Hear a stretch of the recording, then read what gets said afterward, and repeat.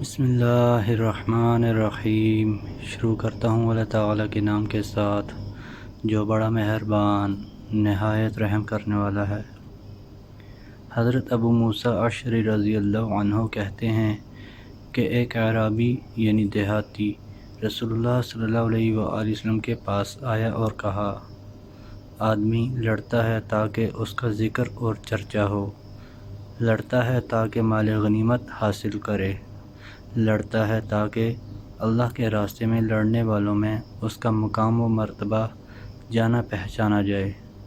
تو کس لڑنے والے کو اللہ کے راستے کا مجاہد کہیں گے؟ آپ نے فرمایا، اللہ کے راستے کا مجاہد اسے کہیں گے جو اللہ کا کلمہ بلند کرنے کے لیے لڑے۔ عویم بن سعیدہ انصاری رضی اللہ عنہ کہتے ہیں کہ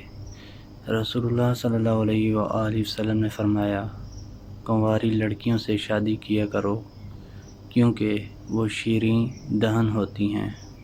اور زیادہ بچے جننے والی ہوتی ہیں اور تھوڑے پہ راضی رہتی ہیں۔ حضرت عبداللہ بن عمر رضی اللہ عنہما کہتے ہیں کہ رسول اللہ صلی اللہ علیہ وآلہ وسلم نے فرمایا، عورتوں سے صرف ان کے حسن و جمال کو دیکھ کر شادی نہ کرو، ہو سکتا ہے حسن و جمال ہی ان کو تباہ و برباد کر دے،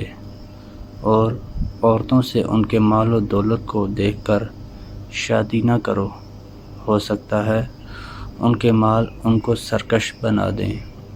بلکہ ان کی دینداری کی وجہ سے ان سے شادی کرو۔ ایک کان کٹی کالی لونڈی جو دیندار ہو زیادہ بہتر ہے۔